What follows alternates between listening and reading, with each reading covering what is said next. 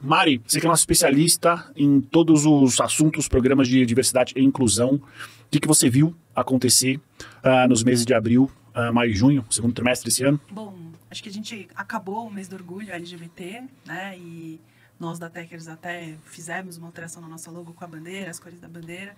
E, para minha surpresa, eu não vi tantas empresas fazendo este movimento, que é um movimento em favor à comunidade LGBT. Em anos anteriores, eu vi esse movimento muito mais acelerado, muito mais presente. Eu também vi poucas ações, vi poucas empresas postando no LinkedIn e trazendo nas suas mídias grandes comemorações acerca do tema. Então, eu acho que o tema já foi mais explorado do que foi neste ano. Eu me deparei essa semana com uma pesquisa da Startup Together, não sei se é assim que fala, e eles estavam falando muito sobre essa desaceleração em relação à prioridade das áreas de diversidade e inclusão. A Margarete falou isso daqui, né? Acho que no nosso episódio número 4. Exato. Ela falou sobre isso. Quando a gente compara em 2022 a 2024, a gente tem somente 10, dessa pesquisa que foi feita com mais de 1.000 empresas, só 10% das empresas entendem que elas avançaram sobre o tema no Brasil no último ano. Então, isso é muito pouco.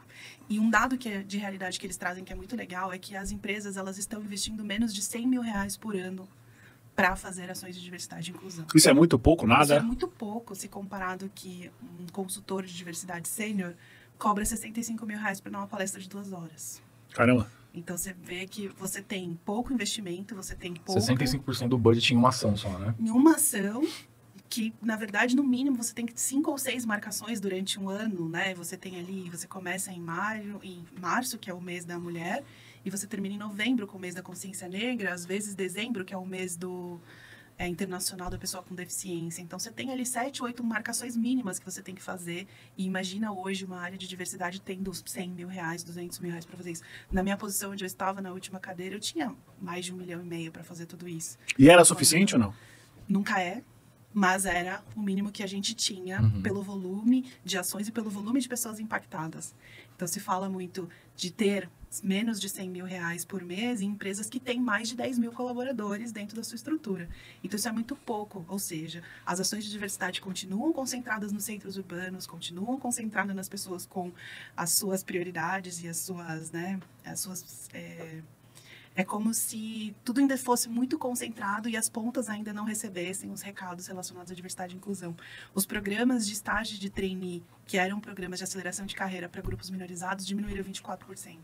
Caraca. E isso tem muito a ver com o nosso mercado, tem muito a ver com a disponibilidade de talentos versus o quanto o mercado, de fato, está absorvendo esses talentos de grupos minorizados. Então, estes dados mostram um pouco da realidade da desaceleração das estratégias de diversidade hoje no Brasil. E pelo que você acompanha já há muitos anos, tem alguma razão, além da óbvia, do tipo, isso não é mais interessante? Para as empresas ou não? A gente saiu de um pico na qual as empresas não tinham muito por onde fugir. E agora, diversidade e inclusão está muito relacionada a well-being, que é saúde e bem-estar. Um dos principais bancos do Brasil hoje fez esse movimento. Enfim, eu não sei se é um movimento certo ou errado, eu realmente não tenho dados para avaliar.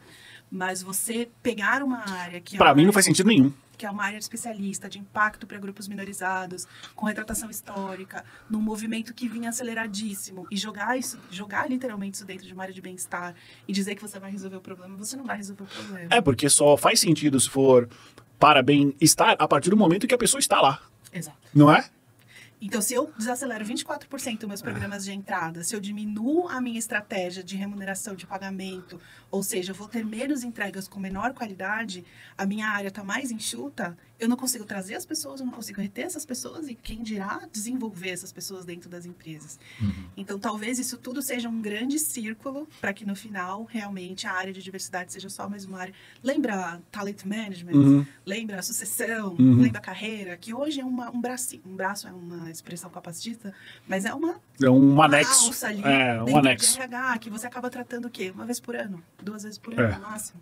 Então, se perde uma prioridade, se perde todo o investimento que foi feito nos últimos 4 anos, muito por conta dessa desaceleração das áreas de diversidade. Mas eu vejo que o segundo semestre tende a ser mais positivo e que talvez as empresas comecem um movimento de tentar buscar ou retomar aquilo que não foi feito no primeiro semestre. Você acha que isso tem a ver com, talvez, o nosso momento de economia e de mercado que na realidade a gente está numa perspectiva positiva, mas existe sempre aquele medo.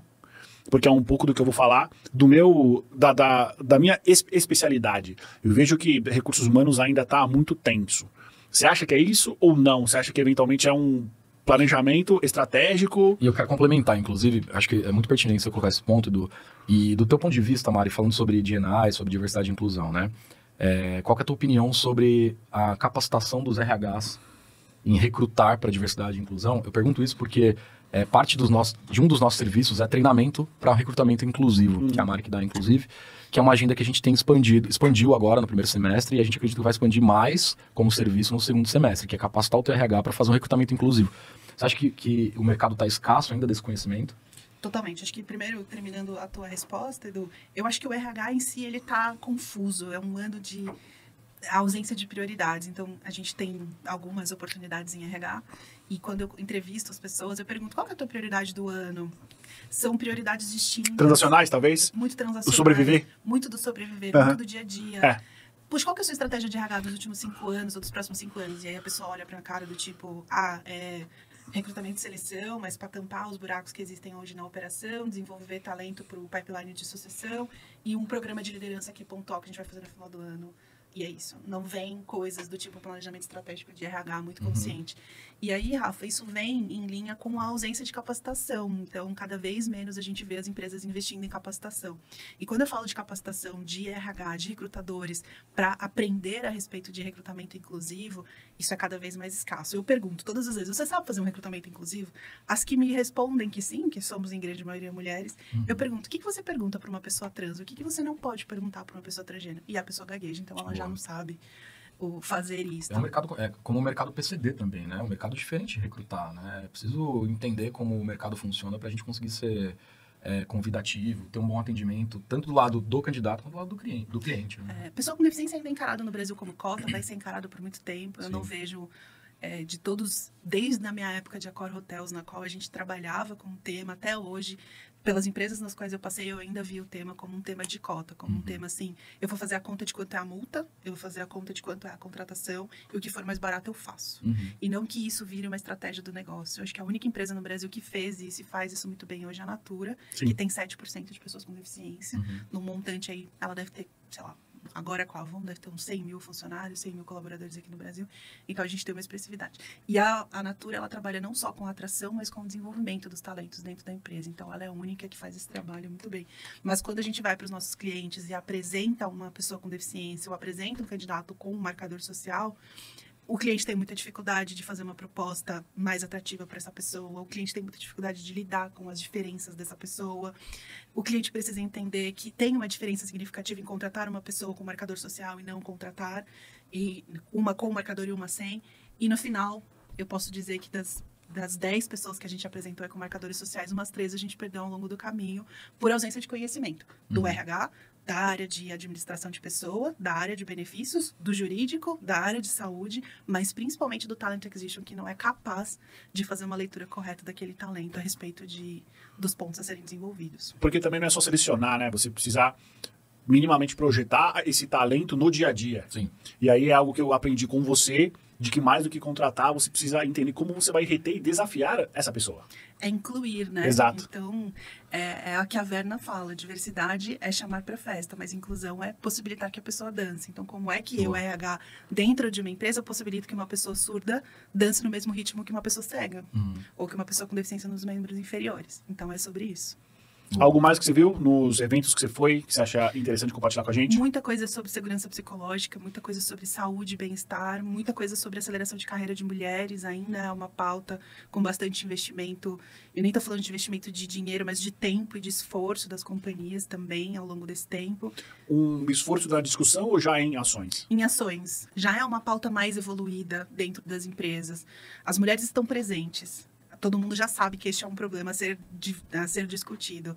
E hoje você já vê um esforço genuíno de grande parte das companhias em desenvolver e atrair e reter para posições de liderança, que é aquilo que a Margareth fala do degrau quebrado. Vamos eliminar esse degrau dentro das estruturas e garantir que as mulheres ascendam a posições de liderança mais sênior dentro das organizações. Então, eu vi muito sobre isso e muita coisa sobre segurança psicológica, ou seja, muita coisa sobre incluir pessoas com marcadores sociais, pessoas diversas, através de movimentos de segurança psicológica.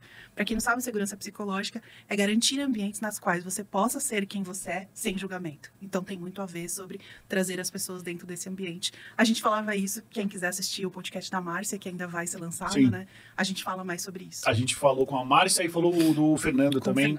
Se não me engano, é o episódio número 6, acho. Exato. Fernando Brancati. Muita coisa ainda sobre saúde mental. Saúde mental ainda é uma pauta e eu acredito que boa parte desse investimento que era de diversidade e inclusão está indo para a saúde mental.